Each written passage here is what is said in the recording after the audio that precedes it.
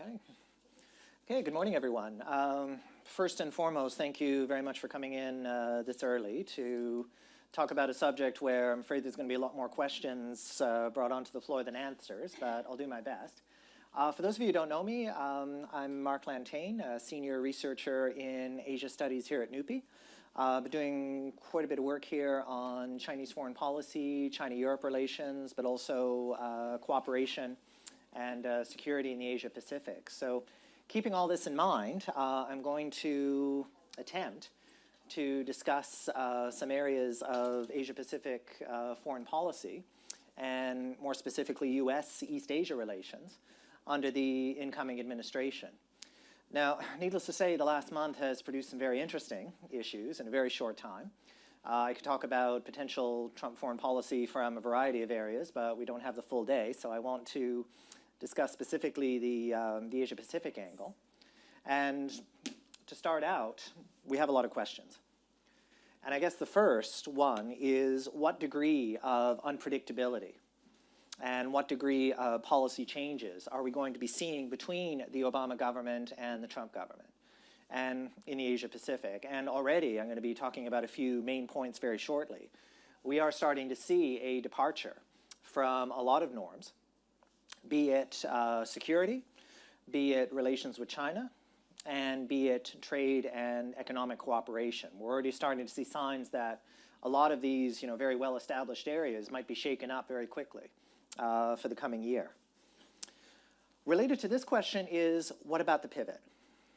2011, President Obama announces a series of initiatives to improve the U.S. presence in the Asia-Pacific. This was known as the pivot or the rebalancing policy. So what was implemented was we saw a redistribution of American military assets to the Pacific.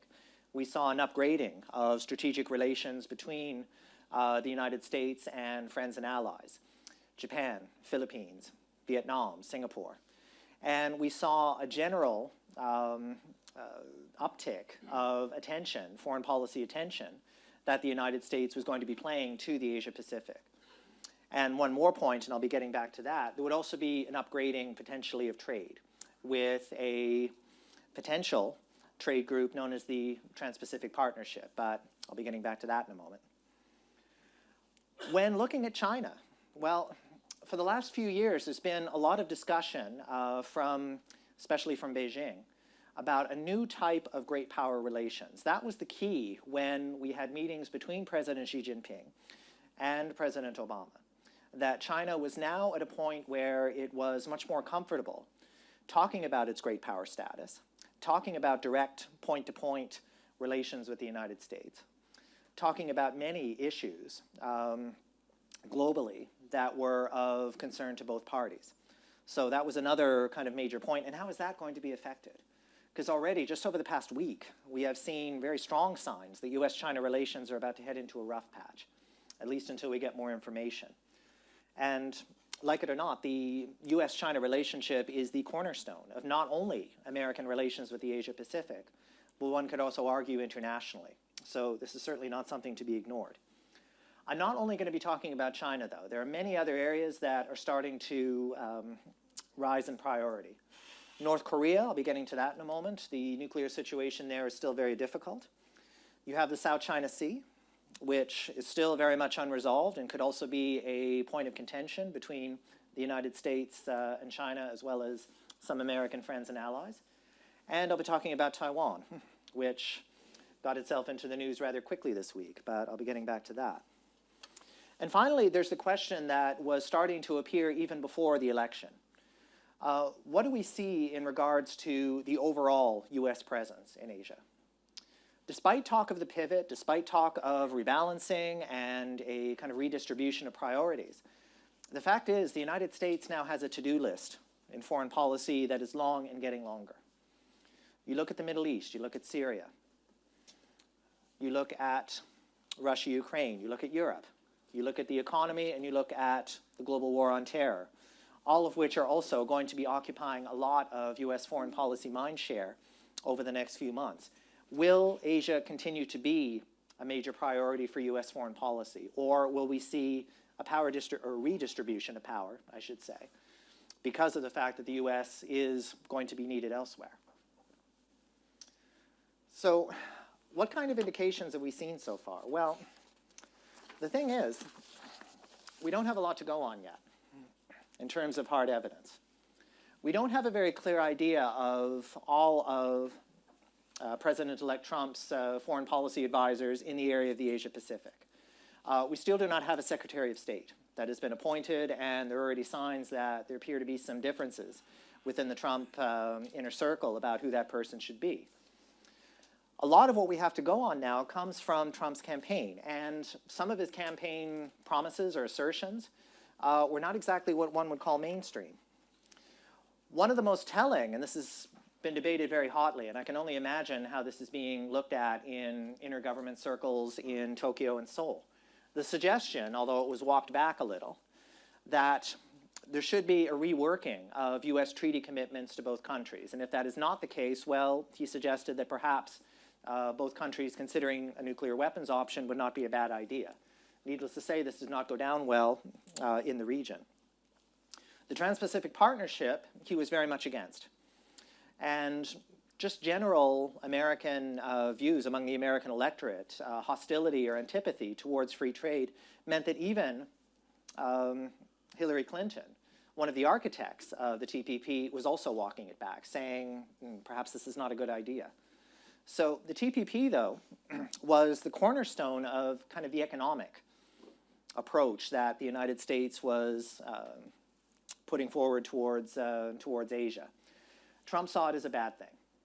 And mysteriously, he also viewed it as a vehicle for China's economic interests. China is not a member of the TPP. There was very little indication that China would be a member of the TPP under current circumstances. But nevertheless, he was able to sell the narrative to a degree that as soon as the TPP comes in, China would somehow slide in and set the agenda. I don't know where that came from. I honestly don't. Now, China itself, there were a lot of assertions that China's economic practices were unfair, dealing with currency, dealing with trade barriers, and he argued a few times that there should be punitive tariffs against China unless the situation changed. Now, as I was talking this morning, this is the primary trading relationship of the United States right now. And this kind of talk really raised a lot of concerns about a trade war, which, quite frankly, is the last thing the global economy needs right now. China is not where it was back in the 1990s, certainly not back the way it was, let's say, 40, 50 years ago. China is a major economic player. So this kind of assertion that these tariffs might be necessary, that would have a global impact, not just a regional one. And then also relating to China to a degree, President-elect Trump was very much against the Paris Climate Agreement. He promised to cancel it, and I'm not a lawyer, I'm not exactly sure how one would go about doing that, but we're in the very interesting situation where China is now the banner holder, having made an agreement with the Obama government to put forward the Paris Agreement. China is now the largest power pushing for the success of this agreement. So we're not sure, though, whether or not President-elect Trump will actually follow through on this promise. He's made a few contradictory statements about global warming. At one point, he put out a tweet a long time ago saying that this was basically made up by China. But now he's starting to say, okay, this is something that we should look at. So this one is very much speculation. All of these, to a degree, have a lot of ambiguity to them. And the situation could look radically different by next year. But these are the issues that we're looking at right now. So what I'd like to do is to unpack a few case studies where we might start to see a bit of a shift in American interests under Trump towards key areas of the Asia-Pacific. Now, Japan is very important here. The Abe government, over the past few years, has been pursuing a more independent foreign policy and, to a degree, a more independent security stance, including reinterpretation of the Japanese constitution regarding self-defense, also regarding Japan's military role. There has been a concern, even before the election, there have been kind of underlying concerns in Japan about long-term US commitment to the region, especially in areas such as the East China Sea, especially in areas such as overall maritime security. again, considering that the US has a lot of other foreign policy commitments. So the treaty has been in place since 1952. There is no really solid talk about changing it, but as I mentioned, Trump did suggest that perhaps this should be revisited, and perhaps if Japan would not make larger contributions, it already makes a lot, but if it did not make larger contributions, this should be revisited. This is, again, a cornerstone of the Asia-Pacific regional order. This is the major security linkage in the region. Affecting that, and you throw a lot of other areas into major question. Now, making the situation even more confusing, we had a very odd, unofficial meeting between Prime Minister Abe and Donald Trump last month. We don't know what was said. There has been no transcript released. We only have bits and pieces of what was discussed, so we have no idea if, for example, the treaty or economic relations were brought forward.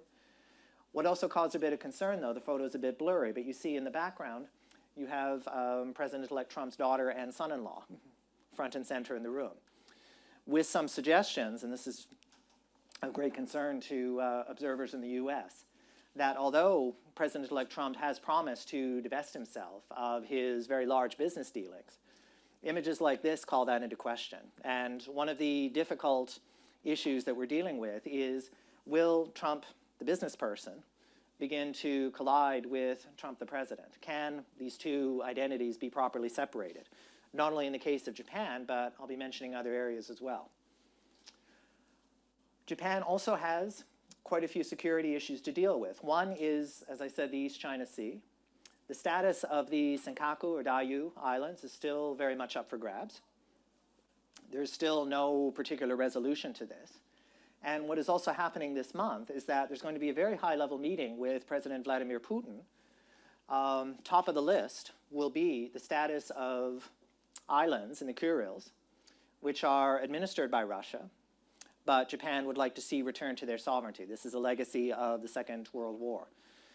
Whether such an agreement can come about, well, if successful, this could mean a more formal peace agreement between the two countries, which was lacking before. So Japan also has a very significant foreign policy period coming up right now. So that's Japan. Korea.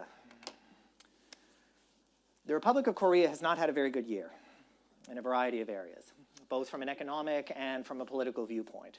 And unfortunately, the bumpy period continues. But talking about North Korea, it has been the practice of the North Korean government. We've seen this over the past 5 years or so, that whenever a new administration comes in, either in South Korea or in the US, you get some kind of weapon test, be it a missile test or, more recently, a nuclear test. This is a way of kind of shaking things up, reminding the new leader, hey, we're here, and hey, we're still very much a player. I'd say chances are very good that we will see another nuclear test in the short term as President Trump comes in. We've already had 2 nuclear warhead tests this year of much higher yield than previous. And we're also starting to see signs that even though the DPRK's missile capability is still very rudimentary, it is still working towards the ability to send a missile further into the Pacific, not necessarily to threaten the US directly, but to potentially threaten US interests such as Guam, potentially Hawaii or Alaska, in the shorter term. Certainly North Korea is a much more tangible threat to Japan, to South Korea, and to the general region. It is acknowledged that any agreement or any kind of dampening down of tensions involving North Korea must involve China. So this is an area where US-China relations become extremely important. China and the US have disagreed about maybe the best method of dealing with the North Korean nuclear question, but both very much agree that North Korea should not retain a nuclear capability into the longer term. Now, talking about South Korea, well, there is a bit of a governmental crisis going on. A scandal involving President Park is starting to spread throughout much of the government. There's a very strong possibility that impeachment procedures are going to be undertaken either late this year or early next. How this is going to be resolved is unknown, but certainly this creates a problem for not only the government of South Korea, but also its own relations with the US, relations with China, and relations with the overall region.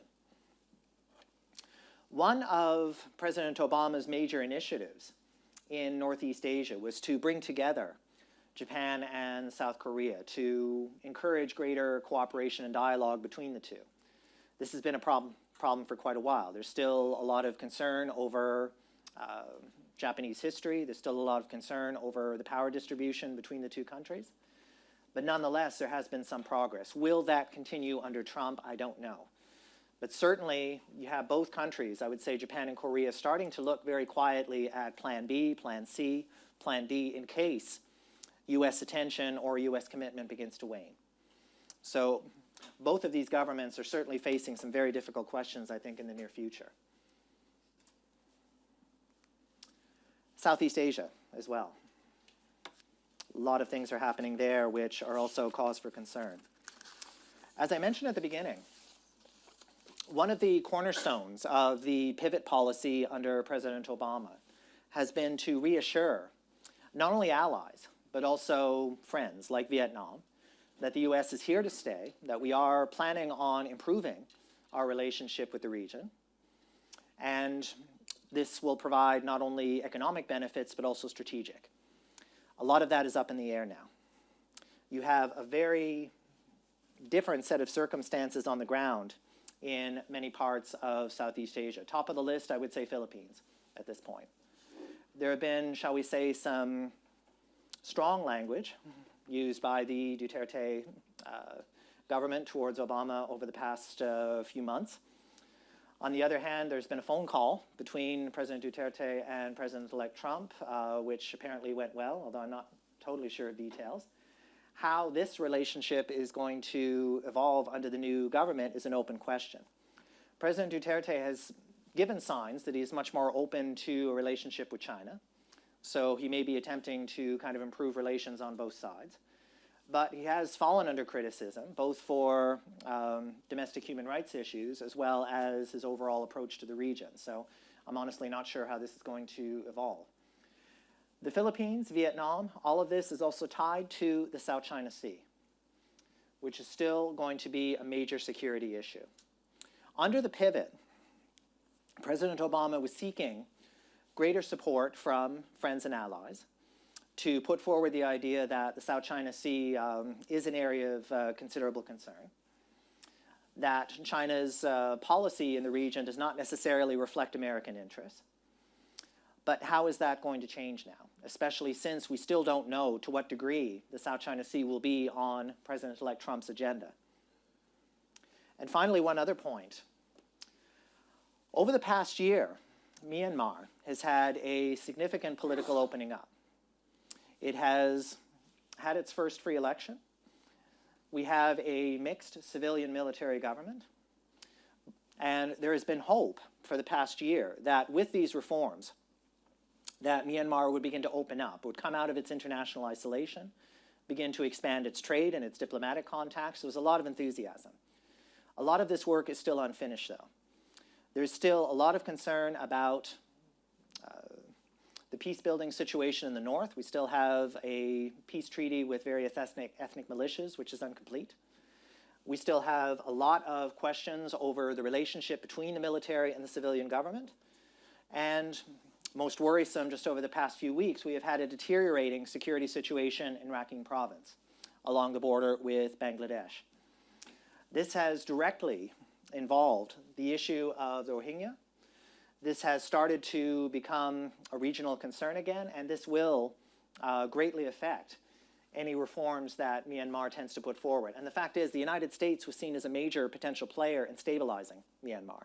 Not necessarily in terms of security, but at least in terms of improving trade, improving the presence of American companies there. How is that going to change?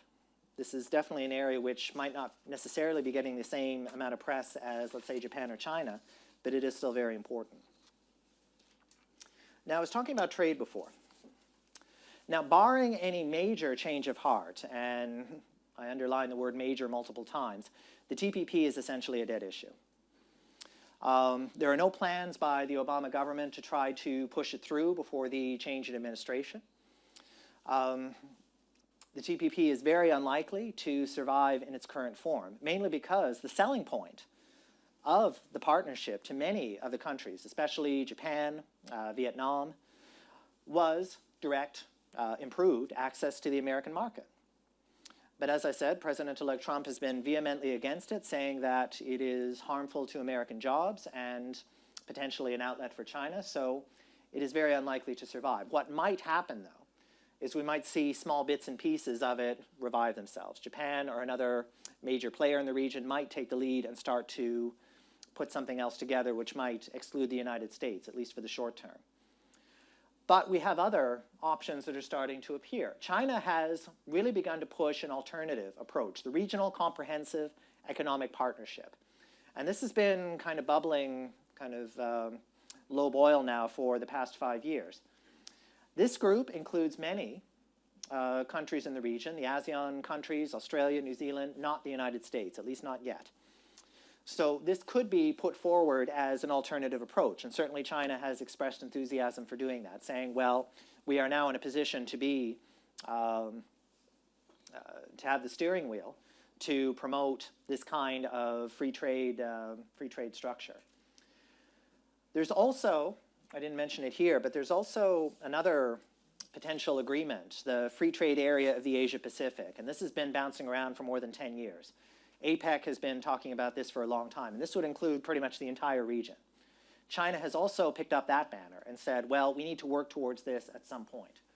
So now we have the very interesting situation where China is now pretty much at the forefront of moves towards free trade in the Asia Pacific, with the United States seemingly pulling backward. And Beijing's interest does not end there. Like, considering that 15 years ago, China was very wary of free trade agreements, saying that, well, we're not ready for this yet, we're not sure that the Chinese economy is really set up to deal with liberalized trade. The number of FTAs which China has either completed or intends to put forward has grown quite a bit. You look at the list here, this includes the former Soviet space, Georgia, Moldova, and most recently, China has proposed a free trade agreement encompassing the entire Shanghai Cooperation Organization. Russia is not quite as enthusiastic about that, but it still could happen.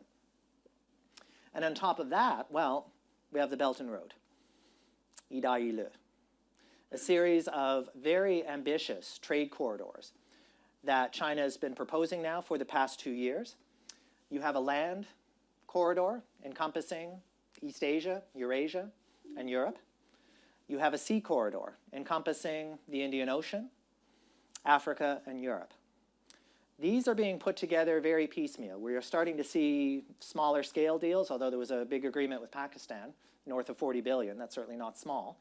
But each of these eventually, assuming that everything goes according to plan, will create these corridors. And these will have a very fundamental effect, not only on Eurasia, Russia, but also Africa and Europe. Many European countries are looking at the Belt and Road with great interest.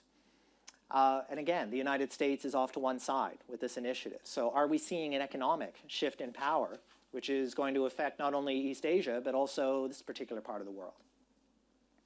And finally, with the TPP basically dead, and with no plans to revive World Trade Organization talks, the Doha round is also pretty much in abeyance at this point. Are we going to be seeing a return to the kind of interesting times of the 1990s, the spaghetti bowl effect? Which means that we're going to be seeing a whole bunch of very small trade deals, let's say bilateral or sub-regional, here, there, and eventually you have a so-called spaghetti bowl, which may eventually turn into something larger. But the attempt at creating a grand scale free trade agreement like the TPP is on hold, at least for now. So the spaghetti bowl might be back. Now we have China. Well, China right now is heading into a very interesting period politically. The next Party Congress will be taking place at the end of next year, and as history has shown, this is a very important period in Chinese domestic politics, and also having a great deal of ramifications in terms of its foreign policy. Behind the scenes, there is still a lot of economic debate in China over which way the reform should go. The global economy is such that China cannot export to the same degree that it has if other countries are not willing to or able to buy Chinese goods. So there's been a debate for a very long time over, well, should we reposition the Chinese economy? Should we concentrate more on domestic consumption? Shall we not put so much emphasis on manufacturing? Should the economy be liberalized further, or should it be pulled back? These are all the questions which are taking place in the hallways and behind the scenes in China right now. And if the United States, which, again, under Trump seems to be at least flirting with a degree of isolationism, if that turns out to be the case, how is that going to affect this debate?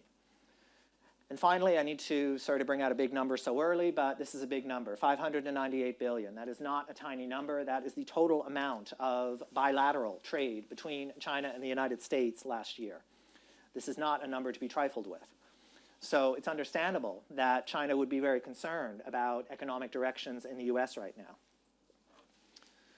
Now, I'll be getting to this in a moment, but just over the past week, we have seen China be a target of criticism by the Trump campaign and by President-elect Trump over various economic misbehavior, a few other areas. It's not unusual for this to happen, though. If you look at, for example, President Bill Clinton, before he took office, he was also very critical of Chinese policy. You saw the same thing as far back as Reagan. You saw it under George W. Bush. He referred to China as a strategic competitor. So it's not unusual for the first kind of stages of a presidency or the campaign period to look at China as a potential adversary, but things usually tend to ease off after that. Is that going to happen here, though? Because certainly we still have a lot of differences over trade, regional security, and we have the specter of, if things do not go well, of a trade war, which, again, would have ramifications on an international level, not just between the two countries. What is going to happen to the pivot? Well, that is the big question here, and I'll be going back to that. Is it over? Is it going to be changed? Is it going to be puffed up? Because certainly President-elect Trump has made a lot of noise about bolstering the US military budget. How much of that will go to the Asia-Pacific, we're not sure yet. And we don't really have a clear idea yet about what Trump's views on the pivot are overall, other than bits and pieces. And the other point, and this is what is being mentioned in the American press pretty much every day, the US-China relationship is not only important for the US and China. There are so many areas of global politics, economic, strategic, diplomatic, which require the US and China to be on the same page. And if this is not guaranteed, a lot of issues, everything from the situation here in Europe economically to the Middle East to many parts of the world, are thrown into the air. So the ambiguity here, the potential for ambiguity, is still very high. Taiwan. Where to begin? I guess the place to begin would be the phone call, which has been the subject of a huge amount of debate among China scholars, policy people, and I can just imagine what's going on in the US State Department right now. The United States has maintained a one-China policy since 1971 and recognized Beijing as the government of China in 1979. That has meant that relations with Taiwan were downgraded since then. What has happened since then, though, is that the US has sold weaponry, defensive weaponry, to Taiwan since that time in order to maintain a power balance. This has been seen as kind of the price of maintaining the one China policy as it is. But it has also been understood, and this has been diplomatic practice for more than 30 years, that there should be no formal contact between an American and a Taiwanese leader. That protocol was broken very recently by a phone call between President-elect Trump and Tsai Ing-wen, leader of Taiwan. This has really caused a lot of question about whether we're going to be seeing a huge change in China-Taiwan policy in the States. Cross-strait relations, so in other words, relations between China and Taiwan, had been very quiet for a very long time. It was taken off the list in terms of potential security threats for a very long time. And that was because the previous government in Taiwan of Ma Ying-jeou had as his platform a very strong commitment to improving relations, especially economic relations. A trade agreement was set up between the two sides. And there was a general agreement to shelve the political differences in favor of maintaining stable ties.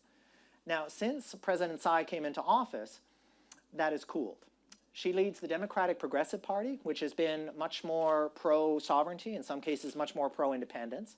So already things were starting to get a bit chilly even before the US election. But this phone call, unfortunately, has pretty much blown the situation wide open. Now, there's been a lot of discussion, first of all, over whether this was an accident, whether this was simply due to inexperience, or was this being planned for a very long time. And just the news over the past 2 days has suggested that, yes, this was definitely not a mistake. This was planned. This was undertaken by a variety of various individuals with or near the US government that are pushing for a more pro-Taiwan stance. Certainly some of President-elect Trump's advisors in the Asia Pacific have made it very clear that they are pro-Taiwan and they want a stronger relationship with Taipei. The response initially from the Chinese government was very muted. The incident was referred to as a petty trick, that's a quote, on behalf of the Taiwanese government. So it suggests that President-elect Trump was fooled, that he was fooled into taking the call, and this is completely the responsibility of the Tsai government. Since that time, there have been a few somewhat more bombastic editorials in the Chinese press. Now, granted, one of them was from the Global Times, which is very well known for bombastic editorials, noting that if Trump wants to make America great again, quote unquote, it needs to make sure that relations with China remain steady. And now we are trying to see, okay, what is this going to do for not only cross-strait relations, but how is this going to further complicate the relationship between the US and China? Because, as has been the case for many decades, Beijing has maintained that Taiwan is a province of China, that it is not going to tolerate any moves towards sovereignty or independence, and that any country wanting to maintain relations with China needs to follow this policy. If this is going to change, this could be very profound for basically all parties. Now, adding to the problem is some of the follow-up tweeting. Honestly, I never thought I'd get to the point where I'd be discussing diplomacy by tweet, but here I am. Each of these 4 kind of follow-up tweets are very telling, and they could provide a lot of information, or they could be just, passing fancies. I mean, this is part of the problem with this platform. It's very good to kind of send out a particular thought only to walk it back very shortly afterwards. The first one up here, this was right after the controversy about the phone call hit. President of Taiwan called me, stressing that, I got the call, I didn't make the call. Please don't blame me. But you'll note, though, that the terminology President of Taiwan, up until recently, US government circles could not use the term President of Taiwan. You could say Taiwan leader, you can say Taiwan administration, you could not say President of Taiwan, because that implies sovereignty. So that was a bit of a kind of a brush, if you will.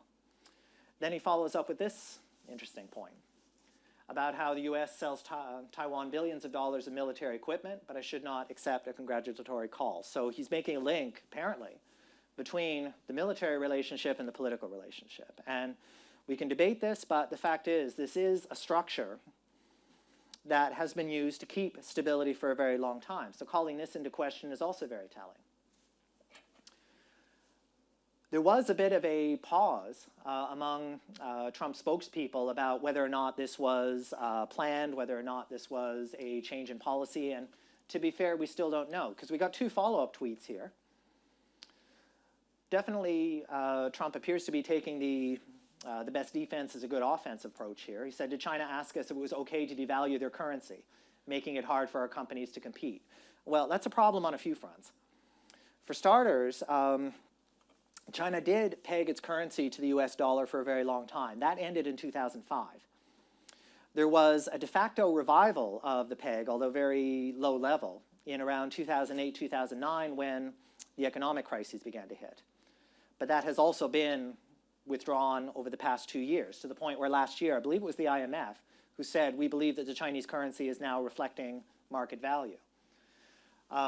So this particular assertion does not hold a lot of water. Then he adds another point, adds another kind of salvo. The US doesn't tax them. Well, yes, there is no free trade agreement between the United States and China. So yes, Chinese goods are subject to tariffs. So again, I'm not sure where this is coming from. And finally, he says to build a massive military complex in the middle of the South China Sea. Okay, we can certainly debate military policy in the South China Sea right now, but talking about a massive complex in the middle of the sea, not there, just not there. So this is worrisome, to be honest. I mean, my own opinion, this is worrisome, that this kind of, if this was meant to be, to use the legal term, an excited utterance or something like that, well, that's fine. It's not very productive, I don't think, but if this is meant to really signal a change in policy, is this the right format for it? I really don't think so. And certainly, even if this turns out to be just a blip in the relationship, certainly, again, Trump is not alone when it comes to incoming US governments trying to redefine the Taiwan relationship. President Reagan, when he came into office, he was very supportive of maintaining good relations with Taipei. There was a bit of a, speaking of excited utterances, when George W. Bush took office, he was being interviewed by a US morning show.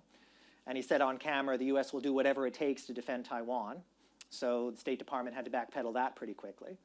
So Trump is not alone here, but this seems to be deeper, or at the very least, it seems to suggest that, at least on one level, some kind of change in viewpoint is imminent. Now, again, is this due to inexperience? Is this due to wanting to potentially introduce a new set of policies? We don't know yet. But what this has done, I can say, is not only put Beijing very much on guard, but also I'd say quite a few of US allies and friends as well. Where is this all going to lead? So last point I want to make, I go back to some of the questions which I started with before. Yeah, the cover really says it all. I think one thing that we can say, and this is not particularly helpful though, is we are starting to see a bit of predictability and unpredictability. Like whatever can be predictable can no longer be considered such. We are starting to see a lot of speculation, a lot of concern about how long-standing Asia policies are going to be potentially reinterpreted. We still don't have a Secretary of State that we can perhaps, whose policies we can examine to get an idea of to what degree things might change. That'll probably be resolved very soon, but will be very interesting to look at. Second point, is the pivot basically finished? Are we going to be seeing greater isolationism? Are we going to be seeing a much harder stance in the region militarily? With the TPP gone, the TPP was, for all intents and purposes, the economic arm of the pivot. This was the economic component of Obama's pivot policy, and it's gone. So what is that going to mean? What will be the response eventually of US friends and allies? Will we start to see a greater push, let's say in Japan or in South Korea, towards a more independent foreign and security policy? Will we start to see some kind of rethinking about the treaty relationship, which goes all the way back to San Francisco several decades ago? Are we going to be seeing a distribution of power between Chinese and American interests, something which has been predicted for quite a while? And what is that going to do for foreign policy and security overall? And the question which comes off of that, are we seeing a power transition come much sooner than expected? Now, this is not new. Many international relations scholars have been suggesting that if you look at the rise of China as a great power, its economic numbers, its political presence, its foreign policy presence, Chinese power, if you want to measure it in different ways, has been approaching US levels. Now, when this theory first began to be bandied around 10, 15 years ago, there was the impression that, okay, this is something we'll need to look at maybe by 2040, maybe by 2050. Not the case anymore. There is now starting to be much more serious talk about a power transition if you look at power levels between the two countries coming much faster. There's been discussion that the Chinese economy, in terms of overall size, might surpass the United States as quickly as, let's say, 5 years from now, if that. So if we are seeing a power transition, especially under current political conditions, especially under a current Trump government, how will this equate with the idea of making America great again, or the idea of American exceptionalism? Will the two be compatible? So far, there doesn't seem to be a very strong sign of that. And finally, the question which I want to leave you with is, this is not an area which is in isolation. What happens between the US and China, what happens between the US and East Asia has profound effects on the overall international community, including in Europe. Economically, Europe is starting to look at various Eastern partners, including China and Japan. The Belt and Road is going to have a very significant impact on a lot of European foreign policy. Both the United States and China are concerned about Russia, maybe from different directions, but it's still very much there. And if you look at various conflicts, Syria being at the top of the list, this is going to be an area where there needs to be a certain degree of US-China and US-East Asia cooperation. How is all this going to be affected? So, really dislike ending a presentation with a cliche, but we are definitely dealing with interesting times. Thank you very much. Thank you. Okay, are there any questions? Yes, hi. Hi. Microphone, yeah. Yes, my name is Rick Bosch with Republicans Abroad of Norway. Hi. Just a couple of thoughts and then a question for you.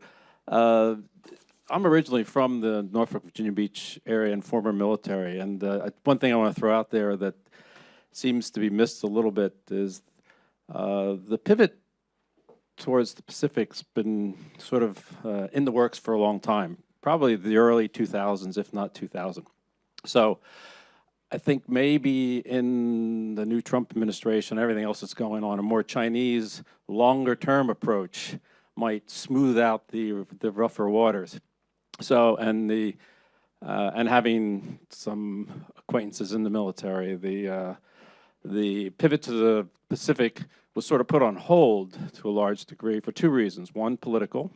When George Bush came into office, a lot of Republicans had some issues with moving military assets to the West Coast from an economic, political standpoint. And two, of course, we had the Middle East issues with 2001, which put the focus on the Middle East and sort of put the Pacific stuff on hold. So I think that's been going on a long time and will continue, and for a lot of reasons, which are military and have some issues with geopolitical and economic and trade issues. But so that's more, I think, more longer term. So I would say that will continue. At what level, faster, slower, or at what pace, I think will be for debate. So, and from the trade issues and the tweeting, I think that one thing I've been reading and hearing, and which I believe too, is it's sort of Trump's way of sort of blasting through interpretations and secondary opinions and media, and you know, we can debate whether that's a good, bad thing or anything else. So, but I think the positive feeling of a lot of Americans and Trump supporters, and which I am one of them, you could say, is that things will change, but not necessarily in a bad way, and just sort of a renegotiation or a new sheriff in town kind of thing, but not to the detriment of relations or you know, the geopolitical things. I think is sort of a catastrophic way to look at it from a negative way. So I think a lot of people believe it's going to be a positive thing. I've heard, I've seen some discussions about a Chinese-American summit taking place, you know, in the future, to sort of put this all in a more positive, more relationship-building effect. And so, the question for you is, if it's a more longer-term approach to the situation, rather than we have a new administration, which is you know, unstable or could be destabilizing, if it's a more longer-term approach, which would be the positive way to look at it, that the relationship of the U.S. and China and the Far East is important and will continue to be important for the next, you know, 50, 100 years or whatever you want to look at it. Does that change a lot of this short-term filtering of these tweets and stories that are coming out, and the doom and gloom thing, if you look at it from the positive aspect, isn't there a lot of opportunity to move things forward based on, I think a lot of this uncertainty could be construed as because things are a bit unstable to begin with. I mean, for the last 8 years, and things are so in flux, with the exception of the TPP, which is could be a side issue. So, but can this be a more positive approach? And I think a lot of things, like you said, the choosing of the Secretary of State, and the next 6 months or a year will make this much clearer. But can't this be a good thing for everybody? Well, first of all, yeah, it is, as you saw in my presentation, it is very difficult at this very, very early stage to start making grand generalizations about the U.S.-China relationship as well as the U.S.-East Asia relationship. We only have a certain amount of information to go on. I'll start at the beginning. The first point about the pivot. Yes, there has been a lot of discussion recently. For example, there was a very good article in International Security a short time ago by Nina Solove, arguing your point that the pivot was actually in inception considerably before 2011, that there had been various bits and pieces constructed under George W. Bush, some of which had to be downgraded because of the global war on terror, absolutely. But if you look at how the Obama administration has approached the pivot or rebalancing, certainly we see a lot more in terms of concrete approaches, in terms of public approaches.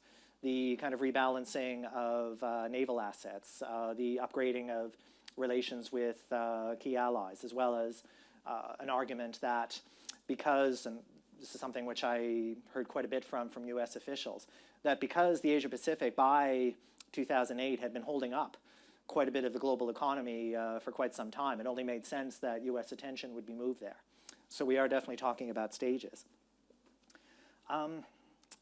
In the case of longer-term approaches, well, see, the problem with kind of Twitter diplomacy in this case, I mean, we can debate its merits in other areas, but Chinese foreign policy is heading into a very difficult position right now. For a very long time, China's view was that we are a large developing state. We are still trying to find our way on the international arena. We are still a developing state, so we tend to approach economic relations very cautiously. And a lot of that thinking is still very much there. There is still a lot of adjustment to be made in China towards its new international role. Now that is taking place where China still has a great deal of sensitivity, first of all, towards its sovereignty. So even small things such as saying President of Taiwan or saying implying currency manipulation or something like that, this may come off as just a tweet, just an opinion, spur of the moment. It matters. It gets noted. And it is very solidly discussed in Chinese policy circles. And that has to be understood. There's a very intricate network of understandings, a lot of it unwritten, some of which contradict the other half. But it has maintained a great deal of stability for a very long time. And my concern, and this is only my opinion, that this form of putting new potential policies together in 140 characters or less is not particularly helpful in this case. So that's the point that I'm making there. But as you say, there is still a lot of potential for this to be smoothed out. Like there have been bumpy relations between incoming presidents and the Chinese government before, and they have smoothed out quite well. But my concern is that if we continue to see these kinds of little outbursts here and there, it's going to make that process much more complicated to the benefit of nobody. So that's my concern there. Yes, hi. Thank you. I'm Harriet Berg from the Norwegian Ministry of Foreign Affairs. I'm working on North Korea. Now you have sketched out kind of a very comprehensive picture of developments that might lead to some kind of power vacuum, particularly in the economic field. Do you see Europe being interested and being able economically and diplomatically to fill parts of that vacuum? And then we have to look at the larger states like Germany and UK, which is now probably more interested than before. But do you see that they're really interested and able to do that?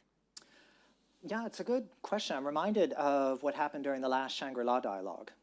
in Singapore a few months ago, there was statements by European attendees saying, well, yes, the time is here for Europe to start playing a more positive role, a more comprehensive role in Asian economics, security, and so forth.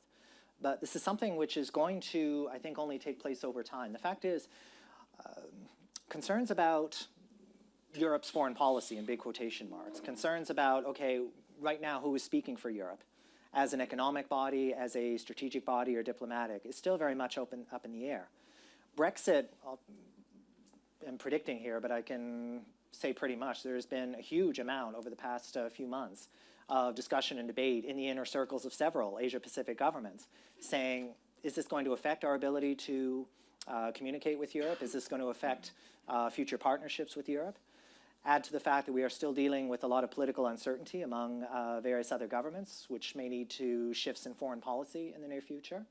So there's certainly a lot of enthusiasm among many East Asian policymakers in getting Europe back in as a more positive player. But how that is going to be done under current circumstances is very complicated, especially since even before the economic difficulties began, we had the long-standing problem of who speaks for Europe.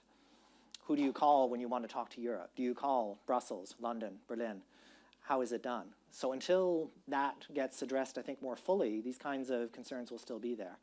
But you're absolutely right in the sense that Europe could and should be playing a much stronger role in many of these issues right now, including North Korea, including trade, and including institution building. Absolutely. Other question? Yeah, hi. Thank you, Mark. This was very useful. I'm Gunn Roseth, also from the Foreign Ministry, and I think we're all sort of posing some of the same questions in the sort of analyze work these days.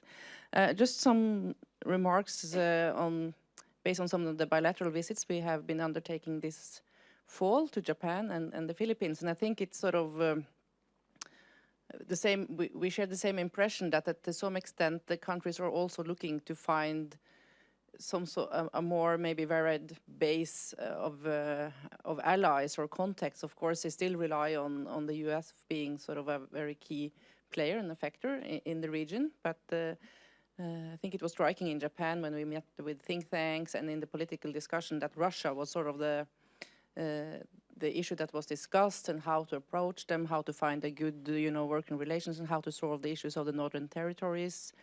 And I think also in the discussions in the Philippines, I think their foreign minister is in Moscow this week, and they were quite clear that we haven't sort of abandoned the US. We will sort of stick to our agreements, but we need to have sort of more friends. So I think that's a correct observation. But I think to put it the other way, how do you see Russia as an actor in the region? Because is it sort of a two-way wish to have an increased cooperation? And I think another thing that we are also following a bit is based on the developments over the last weeks. That's sort of is a bit on the side, but also linked to this is linked to the Rakhine and the sort of kind of tough approach by Malaysia towards another ASEAN countries, sort of, and also very public.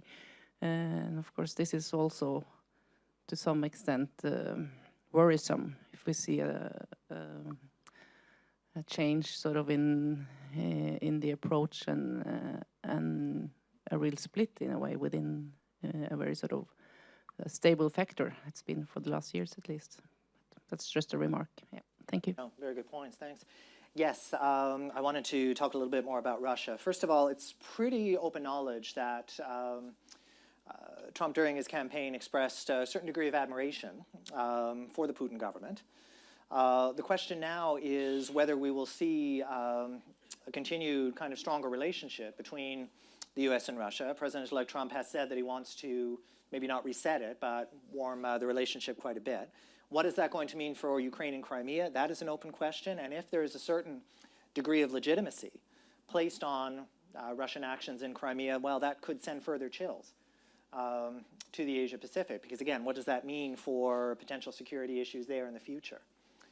I think there's also the acknowledgement, though, by President-elect Trump that Russia is very much a player in the international system, that is not a kind of downgraded actor, it is a major player. One which could very well, not only in the case of Japan, but also elsewhere, have a considerable role in the Asia-Pacific at the same time. Now, the other question, though, when I talk about the degree of which East Asia will be on the priority list of the Trump government, well, another major priority is Russia. Russia's role not only vis-a-vis Ukraine, but also as an actor in Syria, as an actor in Eastern Europe. Trump has also made some, shall we say, difficult statements regarding NATO, which I imagine probably caused a bit of consternation, not only in Eastern Europe, but also in East Asia as well. So that's another unknown that's going to be, I think, looked at very carefully, not only by those in the Trump government, but also outside. Now, Myanmar, yes, this is a very serious situation. And I think it is one which deserves kind of higher priority, not only from the United States, but also from Europe. Myanmar, for a very long time, was an isolated country, one which did not factor very much even in East Asian affairs, but that has changed a lot over the past year. The country is trying to engage in a series of very complicated reforms all at the same time. It is trying to make a transition from a military government to a mixed government to something else. It has gone from having a very limited foreign policy to all of a sudden being courted by many countries, US, Europe, China, Australia, India. That is a lot of pressure to put on the country. You still have very poor security situation in the north. You still have the problem of militias, you have the problem of ceasefires, and you have the problems of trying to knit together all of these groups into a peace agreement. Very complicated. And now you have, as you say, the situation in Rakhine Province, which not only very serious from a security viewpoint, it will have a profound effect on Myanmar's ongoing reform. And remember, this is a country which is very, very strategically located. It is a country of 51 million people, but it is sandwiched between two of the largest countries in the world and surrounded by many other large players as well. It is not a bit player anymore. It could and should be considered to be a major part of trying to figure out which way East Asia is going to be going in the future. So any kind of attention and any kind of movement on Europe's part to address the security situation there, I think it's necessary. And it should be a priority for pretty much all of the major actors involved. Thanks. Yes, sir. Hi, I'm Vincent. I'm with I'm the press responsibility for Republicans abroad in Norway. Hi. I have a really interesting question. Whatever happened to India? Now, why is it that we talk about China and we talk about the Pacific Asia? First of all, don't they have the same sort of problems that the Middle East have, where they are valuable to a certain point and then tend to descend into destabilization? And that didn't we, at one point in time, when we decided to pivot to Asia, wasn't it India and China our basic focus, and that we kind of settled on India because we made them one of the BRIC countries at one point in time, right? Now, all of a sudden now, well, the rest of the Asia Pacific is actually kind of stabilized itself, becoming more important, as you say.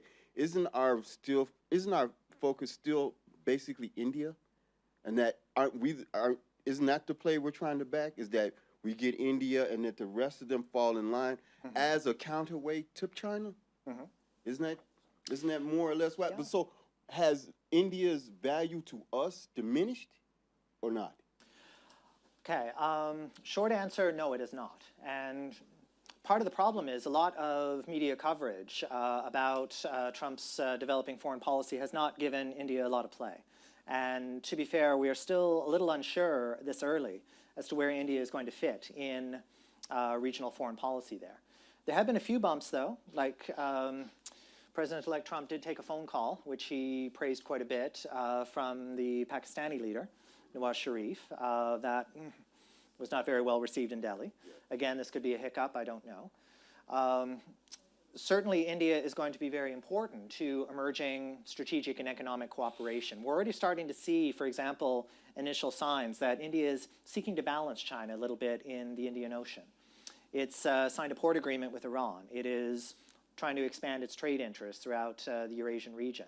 And certainly, India and the US are still wanting to maintain a very strong, cordial relationship with each other. While at the same time, as you say, India is a member of the BRICS and is also a member of the New Development Bank, the Asian Infrastructure investment bank, which China is a major player in. So India is also trying to maintain a very complicated balance between all of these big players.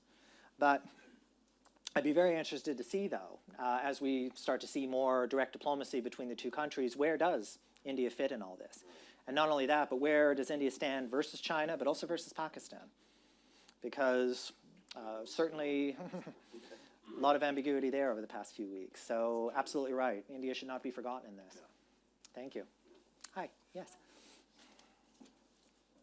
Thank you, Ragnhild Birtelund, just retired from the Norwegian Foreign Service and been in different parts of Asia. You said now there's probably going to be the predictability of unpredictability. And with so many issues that are up, it's also a question of how many of them the key players can deal with at a time. I'm thinking of China. I mean, now with the Taiwan question is probably going to be way, way up. So that's just one point. Maybe you want to offer comment. But in terms of your questions at the outset, you know, with Trump and his new style of diplomacy and his the way he has been praising somehow Putin, and he is attacking China. And over the years, I mean, we have seen how China and Russia have tried to, you know, in the bigger geopolitical game, how they have been trying to move closer, so to say, and be a balancing power with the U.S. in the lead on the West. So could this be, I mean, his charm offensive, if you may say, towards Russia, could this be part of what we don't know yet? And as his strategy then to get Russia more on board and in his, let's say, in his new style diplomacy with China. It's guesswork and it's speculation, but I just nevertheless wanted to ask you. Thank you. Okay, thank you. Both very good questions. You're totally correct in the sense that you look at the foreign policy to-do list for the incoming administration, it's a very long list, and it's getting longer. And even before the election, I was, I wouldn't say skeptical, but a little bit wary of some of the nuts and bolts regarding the pivot policy, strictly because we saw in many cases the pivot was designed to kind of rework American strategic priorities away from the Bush administration, focus on the Middle East, focus on Central Asia, and put it in a different direction. Well, that particular part of the world kept pushing the United States back quite a bit, and I don't see that changing anytime soon. So even if the pivot does maintain itself, if it gets a new name or a new substance, there will still be that tug from many other areas. Everything from Middle East, Eurasia, Ukraine, and obviously terrorism issues. So it will be interesting to see, like, can you really rank the Asia-Pacific as a priority for the new government once it gets settled. Now, as for Russia, well, relations between Russia and China are quite cordial. They are very strong. Much of that relationship you can trace to economics. The economic relationship, especially in the area of energy and light trade, has gotten quite a bit stronger. And the two countries have been on the same page in certain strategic issues, Syria being top of the list there. That said, though, to keep in mind that we are talking about two countries which are starting to kind of change their trajectories in terms of their foreign policy interests. I was talking to a colleague who mentioned the SCO before, the Shanghai Cooperation Organization. You go to a conference, you go to a meeting, you get many statements of goodwill, statements of mutual cooperation and so forth. But you go under the surface. I mentioned that China is very interested in developing an SCO free trade agreement. Russia is not as keen on that. Russia is much more interested in developing the SCO as a much stronger military apparatus, something which China appreciates the defense dimension of the SCO, but really wants to turn it into more of a community, more multifaceted. So things like that tend to come into play when you look much closer at the China-Russia relationship. Now, when you look at Trump's approach to Russia, yes, we are probably going to be seeing, at least on the surface, a stronger relationship. But how that is going to affect China-Russia relations, I don't see a direct connection right away. I think that China still wants to maintain kind of strong ties across the board. But I'm sure that we are starting to see kind of a return of great power politics. It's been happening for quite a while, but I think it's pretty much there and set now. Okay. Other questions? Okay then. Well, again, let me express my thanks to all of you for coming in so early this morning. I hope this was useful for you, and wish you all a very good holidays. Thank you.